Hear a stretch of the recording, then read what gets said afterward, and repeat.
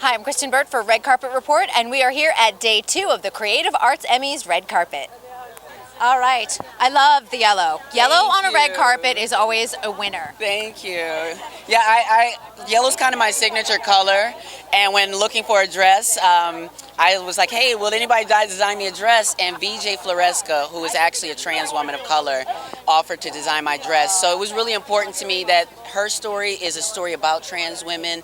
Our whole project really is about the talent that's been overlooked in the trans community. So this is talent, like VJ, case in point. Yeah. It's kind of a great way to bring everything full circle. Absolutely, absolutely. So, and having trans actors, trans directors, trans writers, like this is really to show ourselves and Hollywood that there is talent here, so they should cast us in those roles instead of casting cisgender men in trans roles. I don't have a problem with them putting Kerry Washington like to play a trans role, like if she was going to play me. I don't have a problem with that. If she was going to play you, no big deal. That's totally fine. Well, can I ask about the whole Mark Ruffalo issue? Because I mean, on social media, I really followed what was happening, and he's like, it's great to start the discussion, but I also felt like the discussion's already happening. That's the only thing, is that it's one thing if this was just happening, like at the time when Katie Couric first sort of was corrected with Laverne Cox on the show. But we have been talking about this with Dallas Buyers Club, with the Danish Girl, with a lot of the things that came out. So if someone's doing a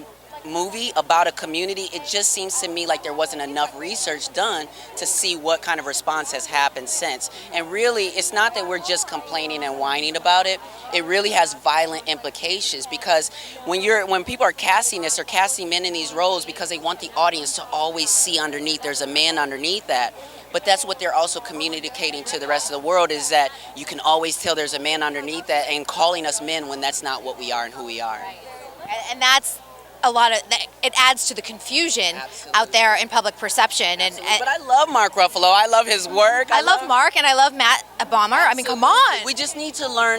They need to in our community, LGBT community. One thing our story does well is it doesn't talk about all the drama outside our community, but actually inside our community. So we have gay actors, and we have folks who need to learn how to stand in more solidarity with us to say, you know what, I'm not trans, but I trust you when I say this is what you need to be supported. That was what we found with a lot of the audience who are not necessarily under the LGBTQ umbrella, is that they were surprised of the inner rifts within the community and the transphobia within the lesbian community, and vice versa. And it was just interesting to explore that. And people can have this idea that there's a homogenized point of view or beliefs, or homogenize anything about a group of people, and to show that the community is just as diverse and varied in perspective as any other. Yeah, it was interesting. I had spent 4th of July with a trans woman, and it was interesting, like really sitting down one-on-one and asking questions, because Caitlyn Jenner is one story.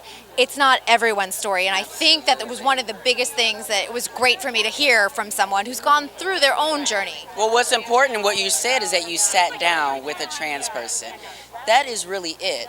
If you have any sort of, you got to sit down with a trans person and actually know one. I think a lot of people who are saying all these things and making all these horrible stories about us as monsters in the bathroom is because they haven't really known a trans person. If you know, I just go in the bathroom, I touch up my little makeup here and there, and I go and do my business and get out. That's it. It's a public restroom. We all want to get out, honestly. Absolutely, absolutely. And privacy is really just the issue. And if we really looked at, trans people are looking for privacy, and this is going to just help anyone. Everybody, whether you're trans or not, wants the most amount of privacy when they're doing those types of things. Fantastic. Well, thank you so much for sharing your insight. It's so appreciated. Again, the more we talk, the more layers we add, the better the understanding. Thank you very much. Good luck tonight. Thank you. Thanks for watching. Be sure to subscribe to our channel, like this video, and let us know in the comments below if you were attending the Emmys, who would you take as your date?